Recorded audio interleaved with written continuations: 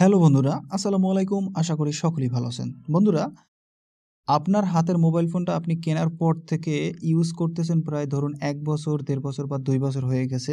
এখন দেখতেছেন যে আপনার মোবাইল ফোনটা ঠিকভাবে কাজ করতেছে না। নতুন যখন কিনেছিলেন তখন মোবাইল ফোনটা অনেক ফাস্ট কাজ করত এবং অনেক অ্যাপসে ঢুকলে সেই অ্যাপসগুলো দ্রুত ওপেন হয়ে যেত। কিন্তু বর্তমানে আপনি এসে ১.৫ বছর পরে দেখতেছেন আপনার মোবাইল ফোনটা অনেকটা ল্যাগ করতেছে, হ্যাং করতেছেন, ঠিকভাবে কাজ করতে পারতেছেন না মোবাইল ফোনে।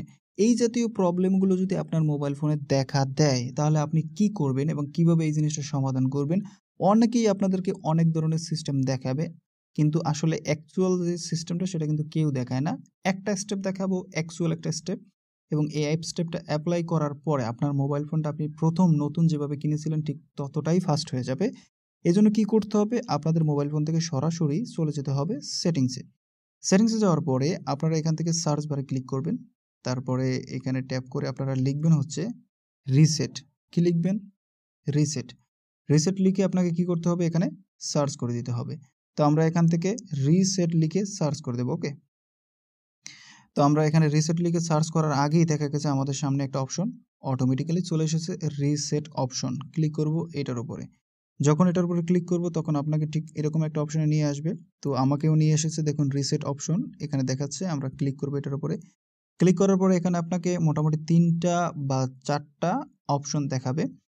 তো এখানে আ যে অপশনগুলো আমরা দেখতে পাচ্ছি উপরে তারপরে হচ্ছে 2nd, 3rd, 4th এখানে গুরুত্বপূর্ণ অপশনটা হলো 4th ক্লিক করবেন এটার উপরে। এটার উপরে ক্লিক করার পরে এখানে ইরেজ অল ডাটা নামক একটা অপশন আপনারা দেখতে পাবেন।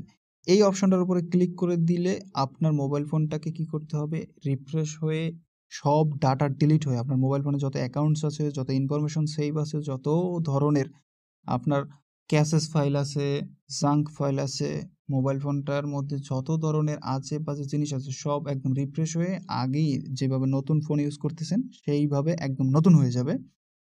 তার আগে বলে রাখি আপনার মোবাইল ফোনে যদি কোনো গুরুত্বপূর্ণ ডাটা থাকে, ফটো থাকে, ভিডিও থাকে এক্সেট্রা যা থাকবে সেগুলোকে আপনারা অবশ্যই কপি করে অন্য একটা ফোনে রেখে দেবেন অথবা আপনার পেন ড্রাইভে কপি করে রেখে দেবেন। তারপরেই কিন্তু এই কাজটা করবেন যাতে পরবর্তীতে আপনি যখন ফোনটাকে রিস্টার্ট করার শেষে, ইরেজ করার শেষে তারপরে আপনার সেই ইনফরমেশনগুলো যেন সেভ থাকে এবং আপনি যেন ব্যাকআপ করতে পারেন।